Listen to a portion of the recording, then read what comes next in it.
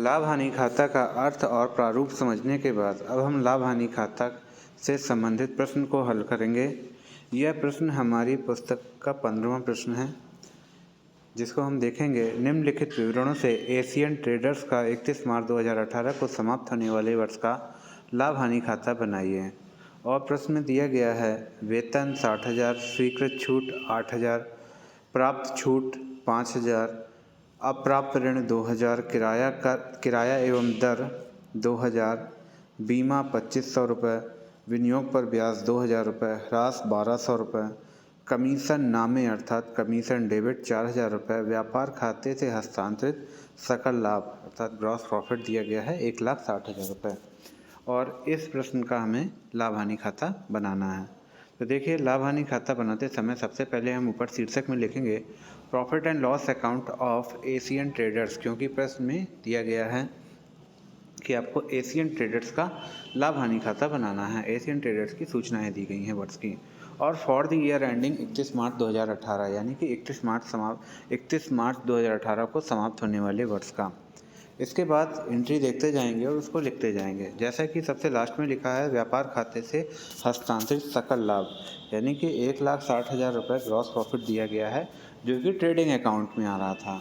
तो trading account का gross profit PL account में ट्रांसफ़र किया जाएगा और यह क्रेडिट की तरफ ट्रांसफ़र किया जाएगा। तो लिखेंगे बाई ग्रॉस प्रॉफिट CD 1,60,000 रुपये। इसके बाद प्रश्न में एंट्री देखते जाएंगे और उसको करते जाएंगे। जैसे कि सबसे पहले वेतन दिया गया है 60,000 रुपये। तो वेतन एक्सपेंसेस है और सारे एक्सपेंसेस, लॉसेस, पेमेंट्स जितने भी होते हैं ये सब डेबिट में लिखे जाते हैं, और सारी इनकम और जो भी प्रॉफिट होते हैं वह सब क्रेडिट में लिखे जाते हैं।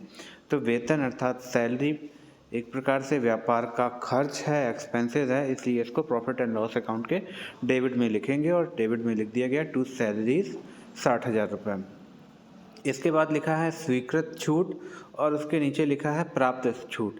देखिए, स्वीकृत छूट वह छूट है जिसको व्यापारी अपने कस्टमर को दे रहा है। तो यानी कि यह एक प्रकार से अगर व्यापारी अपने किसी ग्राहक को छूट देगा तो वह उसका नुकसान है, हानि है। तो स्वीकृत छूट यानी कि डिस्काउंट अलाउड व्यापार की हानि होती है, इसलिए इसे लाभ हानि खाते के डेबिट पक्ष में लिखते हैं। जबकि प्राप्त छूट कहीं पेमेंट करना है व्यापारी को, उसमें से अगर उसको छूट मिल रही है तो यह व्यापार के लिए लाभ होता है। तो प्राप्त छूट व्यापार खाते लाभ हानि खाते के क्रेडिट में लिखी जाएगी, जबकि स्वीकृत छूट अर्थात डिस्काउंट अलाउड लाभ हानि खाते के डेबिट में लिखा जाएगा। तो प्रश्न में स्वीकृत छूट 8,000 रुपये दी गई है, तो स्वीकृत छूट को लिखेंगे टू डिस्काउंट अलाउड 8,000 रुपये डेबिट पक्ष में। इसके बाद प्राप्त छूट 5,000 रुपये, तो इसको लिखेंगे क्रेडिट पक्ष में बाई डिस्काउंट रिसीव्ड 5,000 रुपये। इसके बाद देखेंगे अप्राप्त ऋण। अप्राप्त ऋण का मतलब होता है बैड डेब्ट्स। बैड डेब्ट्स का मतलब होता है ऐसे देनदार जिनसे पैसे मिलने की संभावना खत्म हो चुकी है, अर्थात पैसा डूब गया है। तो ऐसे देनदारों को बैड डेब्ट्स के नाम से जाना जाता है, जिनसे पैसा मिलने की संभावना पूर्णतः समाप्त हो गई हो, तो उसको हम बैड डेब्ट्स बोलते हैं। यह व्यापार की हानि होती है, इसलिए इसे लाभ हानि खाते के डेबिट पक्ष में लिखेंगे। तो लिखा गया है टू बैड डेब्ट्स 2,000 रुपये। इसके बाद आगे देखेंगे प्रश्न में किराया एवं दर 2,000 रुपये। किराया एवं दर यानी कि व्यापारी द्वारा दिए जाने वाला किराया और रेट्स, ये दोनों ही लॉस होते हैं, पेमेंट होते हैं, इसलिए इसे लाभ हानि खाते के डेबिट में लिखेंगे टू रेंट एंड रेट्स 2,000 रुपये। फिर इसके बाद अगर व्यापारी बीमा का दे रहा है, बीमा 2,500 रुपये, तो बीमा भी एक्सपेंसेस है, तो बीमा को भी लिखेंगे टू इंश्योरेंस 2,500 रुपये। फिर इसके बाद विनियोगों पर ब्याज। विनियोग का मतलब है कि व्यापारी ने कहीं पैसा लगा रखा है, इन्वेस्ट कर रखा है, जिस पर उसे समय समय पर ब्याज मिल रहा है। तो विनियोगों पर ब्याज व्यापार का लाभ होता है, इसलिए इसे लाभ हानि खाते के क्रेडिट पक्ष में लिखते हैं और लिखेंगे बाई इंटरेस्ट ऑन इन्वेस्टमेंट 2,000 रुपये। इसके बाद देखेंगे ह्रास। 1,200 दिया गया है।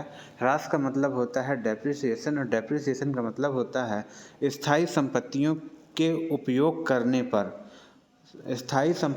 उपयोग करने पर उनमें जो घिसावट आ जाती है, अर्थात उनके मूल्यों में जो कमी आ जाती है, उसको ह्रास बोला जाता है। जैसे कि कोई नई मशीन खरीदी जाती है तो इसकी कीमत कुछ अलग होती है, जबकि साल 2 साल 3 साल प्रयोग करने के बाद फिर अगर उसकी कीमत आंकी जाती है तो वह धीरे धीरे कम होती जाती है।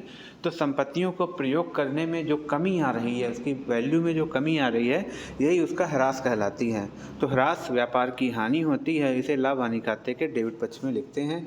तो लिखा गया है टू डेप्रिसिएशन 1200 रुपये। इसके बाद कमीशन डेबिट। कमीशन डेबिट, अगर कमीशन डेबिट में लिखा गया है तो इसको प्रॉफिट एंड लॉस अकाउंट के डेबिट में लिखेंगे। इसका मतलब ये होता है कि कमीशन दिया गया, व्यापारी द्वारा कमीशन एजेंटों को दिया जा रहा है, तो यह एक प्रकार का पेमेंट है, इसलिए इसे लाभ हानि खाते के डेबिट में लिखेंगे। और यहाँ पर लिखा गया है टू कमीशन 4000 रुपये। और यदि अगर कमीशन क्रेडिट लिखा होता तो इसका मतलब यह होता है कि व्यापारी ने कमीशन के प्राप्त किए। तो ऐसी स्थिति में उस कमीशन क्रेडिट को व्यापार एवं लाभ उस कमीशन को लाभ हानि खाते के क्रेडिट पक्ष में लिखा जाता।